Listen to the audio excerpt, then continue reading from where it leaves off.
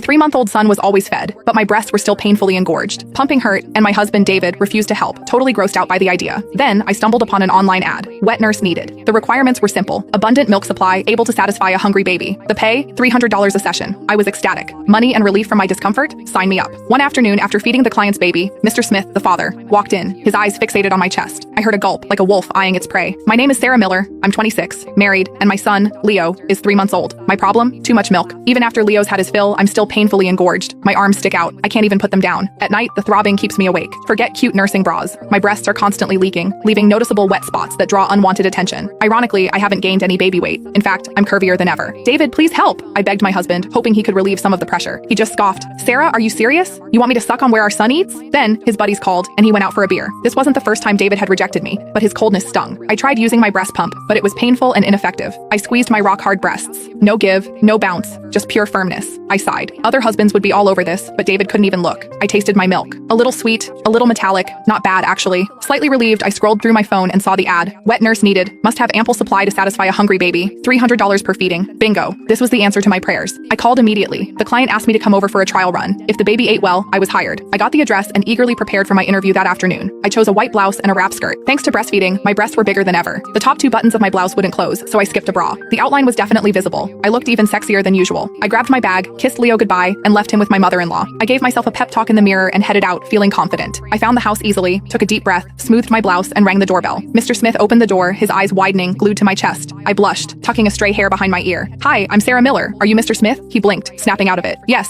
please, come in. I sat awkwardly on the couch, noticing his gaze lingering on me. I felt a flush of warmth. It was a look I hadn't received in ages, and it stirred something within me. But when I glanced up again, the intensity was gone. Had it just been a fleeting moment? A pang of disappointment washed over me as I studied Mr. Smith. He wore a tailored suit that accentuated his broad shoulders and muscular physique. Clearly, he worked out. He had an air of sophistication, every movement graceful and controlled, and those eyes, deep, dark, and intense, framed by sharp, handsome features. My heart skipped a beat. I thought of David, grumpy, impatient, especially since Leo was born. Always out with his friends, coming home reeking of beer, and when we did get intimate, his beer belly got in the way. Mr. Smith and David were polar opposites. What had I ever seen in David? I sighed. Mr. Smith, where's the baby? Right this way. His voice was smooth and deep. I blushed again, following him, my eyes trailing over his perfectly sculpted back. He was breathtaking. I imagined him pinning me down, wild and passionate. He led me to the nursery where the nanny was trying to soothe a crying baby. The baby was wailing, clearly starving. I took a deep breath, pushing aside my fantasies, and smiled at the nanny. Hi, I'm here to feed him. As if sensing my milk, the baby reached for my chest, rooting around. I blushed again, glancing at Mr. Smith. Take your time. I'll be in the living room, he said, sensing my discomfort. He smiled and left the room. Another point for Mr. Smith. I sat down, unbuttoned my blouse, and let my full breasts spill out. I began to feed the baby. Even after Leo's feeding, I still had plenty of milk. The baby latched on, gulping hungrily, milk dribbling down his chin. The pressure in my breasts eased. My rock-hard breasts softened.